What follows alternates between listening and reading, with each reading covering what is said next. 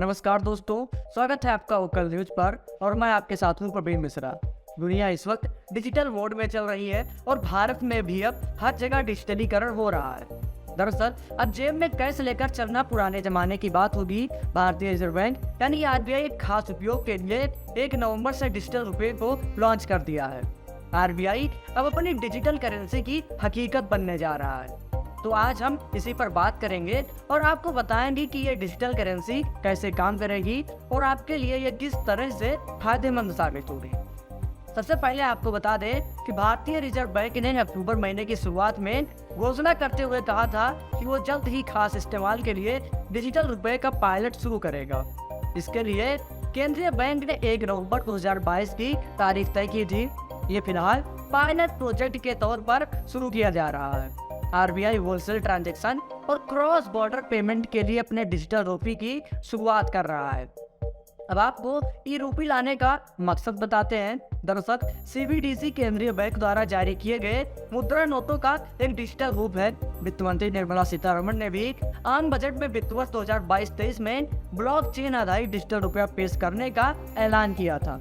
बीते दिनों केंद्रीय बैंक की ओर से कहा गया था कि आरबीआई डिजिटल रुपए का उद्देश्य मुद्रा के मौजूदा रुपयों को बदलने के बजाय डिजिटल करेंसी को उनका पूरक बनाना और उपयोगकर्ताओं को भुगतान के लिए एक अतिरिक्त विकल्प देना चाहता है।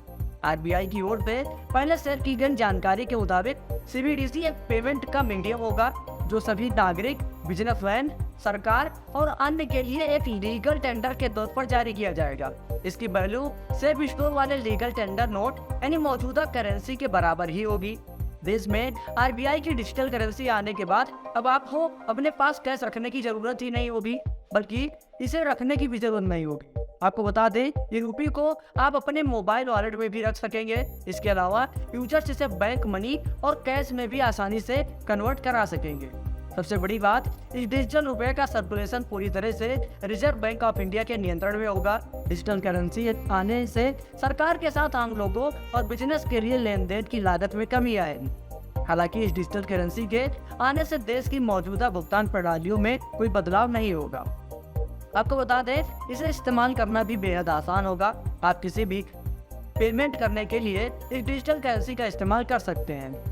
सीबीडीसी इलेक्ट्रॉनिक रूप में अकाउंट में दिखेगा और करेंसी नोट इसे बदला भी जा सकेगा।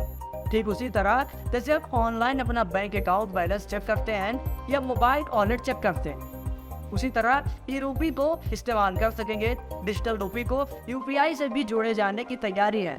हालांकि ये कब तक होगा, अभी इसकी फिलहाल कोई जानकारी नहीं दी गई है। ऐसी तमाम खबरों को जानने के लिए बने रहिए वोकल न्यूज के साथ।